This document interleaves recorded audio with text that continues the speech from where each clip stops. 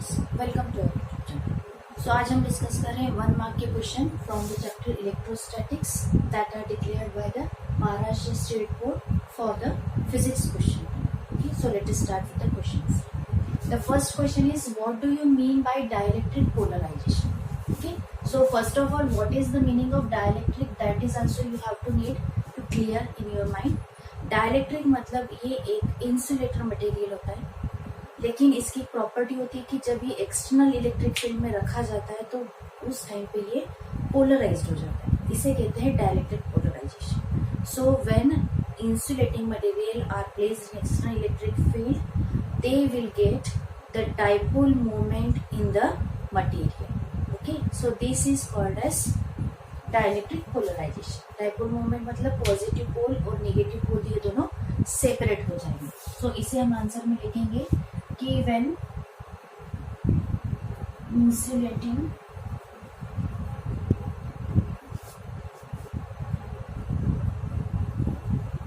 Material placed in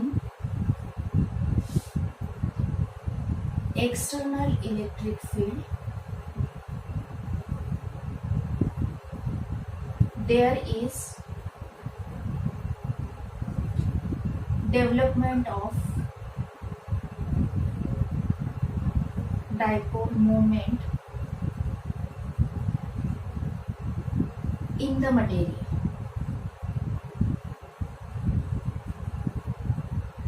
This is called as dielectric polarization. Okay, so इतना definition आपको लिखना पड़ेगा।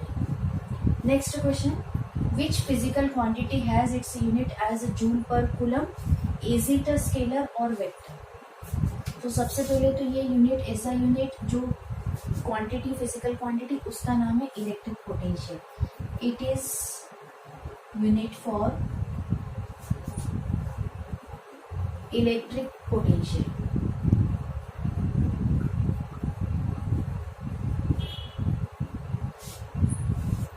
And is it a scalar or vector? So see, joule, it is a SI unit for work done or electric energy. So it is a scalar quantity. Coulomb is a unit for charge. It is also a scalar quantity. So resultant electric potential is also a scalar quantity. So it is a scalar quantity. So ये दोनों words use करने पे आपको half mark मिलेगा। This is unit for electric potential half mark, it is a scalar quantity half mark. Third question, what are linear isotropic dielectrics? So actually what are means you have to write the meaning of that word और which substances are called as linear isotropic dielectrics.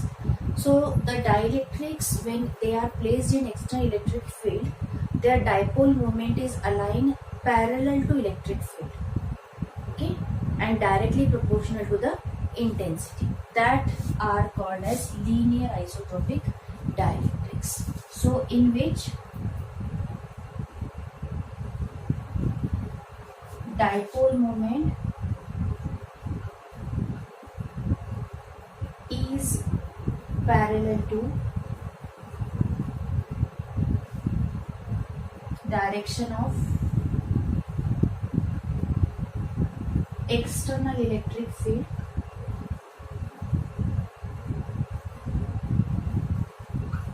and proportional to, and this value is proportional to intensity of field.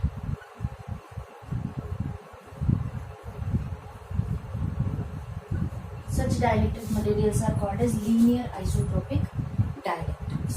Okay.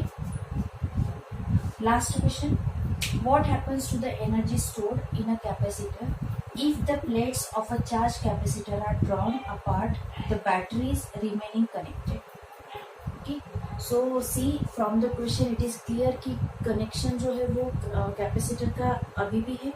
That means capacitors are still in the connection. So as the capacitor are in the connection, their capacitance goes on decreasing. So we have to write here resultant capacitance or capacitance of combination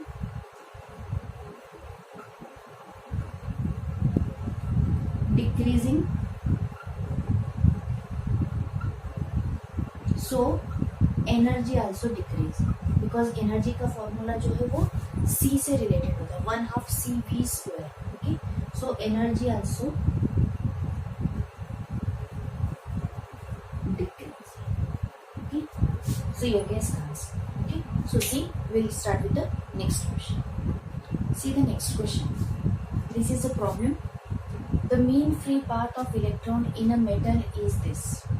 Okay, means this is nothing but the distance given in your question. So first we'll write the given, that D is 4 into 10⁻⁻8 meter. Find the electric field in units of volt per meter. Electric field find out करना है, means E जो है वो हमें पता करना है. Which can give on an average 2 electron volt energy to an electron in the metal.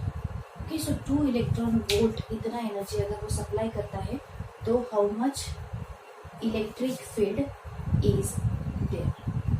Okay, so actually here this is given as a potential, so we can write here V is equals to 2 electron volt. Now see, ये electron volt में दिया है और हमें question का answer जो है वो वोल्ट पर मीटर में निकालना है. सो ये हमें इस तरह से ही यूज करना पड़ेगा, हम इसे चेंज नहीं करेंगे तो ही हमारा आंसर वोल्ट पर मीटर में आएगा. ठीक है, so see the relation between these two, E is equals to V divided by D. So direct हमें यहाँ पे मिलेगा V is 2, it is 4 into 10⁻⁻8. ठीक है, सो 2/4 हो जाएगा यहाँ पे 0.5 और 10⁻⁻8 का हो जाएगा 10⁻+8. So we can write it as a 5 into 10⁻7 volt per metre. So ये हो गया आपका answer for this 5th number of question.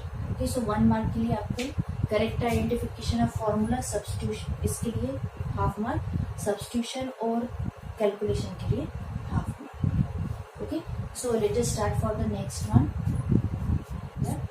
Find the electric potential at the surface of N atomic nucleus.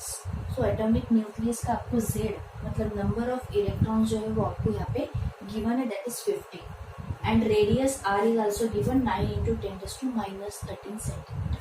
So see, first we write the given here. In this question, Z means it is representing the number of electrons, so it is 50. Then radius is given R, मतलब distance given है 9 into 10⁻13 in the centimeter. So हमें find out करना है electric potential. So what is the formula of electric potential? First we will write that V is equals to 1 divided by 4 pi epsilon naught Q divided by, now see Q मतलब charge होगा, total charge उस atom पे जिसका atomic number Z जो है वो 50 है. सो Q हम क्वांटाइजेशन से निकालेंगे, मतलब हम ये फॉर्मूला लिख सकते हैं 1 divided by 4 pi epsilon not Z into E divided by R. Number of electrons into charge on 1 electron, ऐसे भी हम इसको लिख सकते हैं N into E. Okay, so N is given 50, charge on 1 electron 1.6 10⁻⁻19 और R is given here. So it we can solve. So we are solving this. 1 divided by 4 pi epsilon naught, total value is 9 into 10⁻9 into this N 50.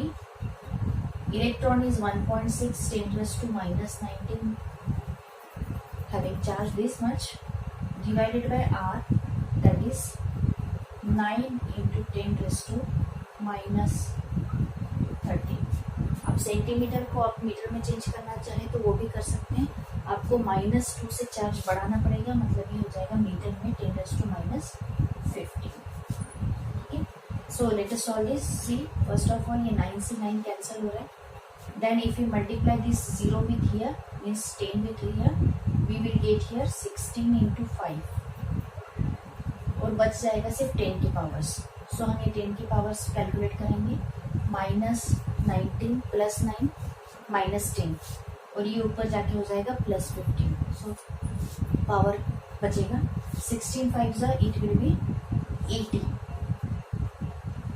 80 into 10⁵ volt. वो potential है, सो हम इसे volt में represent करेंगे, या फिर आपको जो यूनिट यहाँ पे आएगा कूलम, एप्सिलॉन नॉट और ये आर, ये पूरा का कैलकुलेट करके रखना पड़ेगा।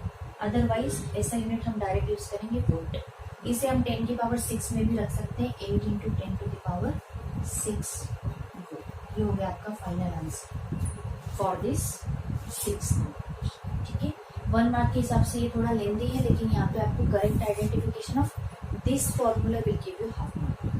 ठीक है, उसके बाद आप सारे गिवन कैलकुलेशंस प्रॉपर करके करेक्ट आंसर लाएंगे, तो ये पूरे स्टेप के लिए आपको हाफ मार्क मिलेगा। ठीक है, so now it is the last question of this question bank for 1 mark. See what is given here. The capacity of parallel plate capacitor is 10 microfarad.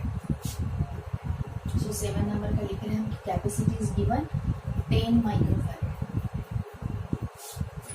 When the distance between its plate is 9 centimeter. Distance between the plates अगर 9 centimeter हुआ तो कितना capacity आ रहा है? What will be its capacity if distance between the plates is reduced by 6 centimeter? So what is its new capacity when its distance is reduced by 6 centimeter? मतलब पहले से जो था उससे 6 centimeter कम कर लिया, 9 से 6 कम, मतलब 9 minus 6 it will give you 3 centimeter. So इस distance पे उसका capacity कितना है? So according to this we have changed here notation C1 D1 C2 D2.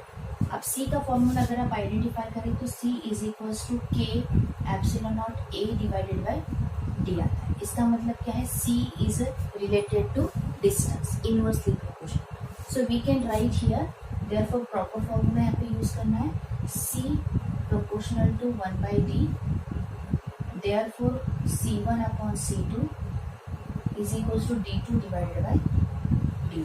इस तरह से आपको कैलकुलेशन करना पड़ेगा। ठीक है, ये आपका मैंने रीजन लिखा है, आप अगर नहीं लिखना चाहे तो भी चलेगा, लेकिन आपको यहाँ पे ये आंसर में लिखना चाहिए। सो अब आपको यहाँ पे वैल्यू सब्स्टिट्यूट करना पड़ेगी। इससे पहले हम इसका फॉर्मूला चेंज कर लेते हैं। क्रॉस मल्टीप्लीकेशन से C2 उधर चला जाएगा, D1 बाई D2 C1 के साथ मल्टीप्लीकेशन में आएगा। सो C1 into D1 divided by D2, इस तरह से इसका मल्टीप्लीकेशन होगा। अब वैल्यू सब्स्टिट्यूट करना है, C1 है यहाँ पे अकॉर्डिंग टू D1 10 इंटू 9 और D2 की वैल्यू है 3। ठीक है, सो इस तरह से आपको यहाँ पे वैल्यू सब्स्टिट्यूट करके अब कैलकुलेशन करना है। So as you know that here directly हमें 3 मीटर है, सो 3 इंटू 10 सेकेंड कैपेसिटी आएगी आपकी 30 माइक्रोफैराड। देखिए यहाँ पे आपको गिवन चेंज करने की जरूरत नहीं है, D1 और D2 दोनों सेंटीमीटर में है, तो एक दूसरे को कैंसलेशन भी करेंगे।